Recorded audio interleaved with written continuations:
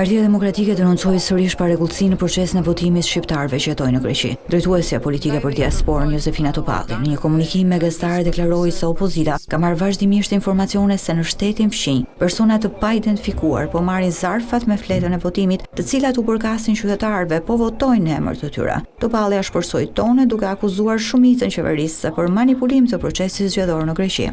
Ajo që po ndodh në Greqi është një kapitull totalisht i një krimi zgjedhor dhe një manipulimi thellësisht politik që po ndodh të votës në Greqi. Domethënë, shkurja për të tërhequr pa identifikim, për të marrë zarfin apo për të dorëzuar zarfin dhe jo një zarf, por disa zarfe, faktikisht e bën të pavlefshme votën që është marrë në mënyrë ekstraligjore. Sipas opozitës, shkelja e kodit elektoral është masive në Greqi. Njerëz të pa identifikuar, pa i kërku identifikimin e tyre, marrin jo një, por edhe 10, edhe 20, edhe 50, edhe 100 zarfa votimit dhe i kthejnë në këto lokale, pa vendosur firmën e tyre dhe pa dorëzu shenjën e identifikimit të tyre.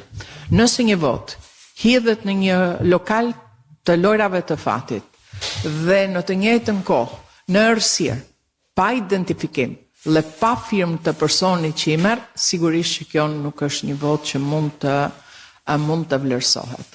Partia Demokratike ka kërkuar zyrtarisht KQZ-s të bëjë audit për votën e shqiptarëve në Greqi, ndërkohë që i bëri thirrje Osojë Audirit të vëzhgojë procesin në shtetin fqinj. I kërkojmë SPAK-ut që të bëjë një hetim penal dhe të përgjigjet pyetjeve se kush janë ato të cilët po thyejnë ligjin dhe po marrin pa identifikim dhe pa nënshkrim votën që është një vullnet i besimit të qytetarëve shqiptar. Partia Demokratike denoncoi edhe një tjetër parregullsi me votën e diasporës. Sipas saj janë më shumë se 100 raste ku votuesit e kanë emrin edhe në listën e diasporës edhe në listën e zgjedhësve brenda vendit, duke krijuar dyshime se ata mund të votojnë 2 herë.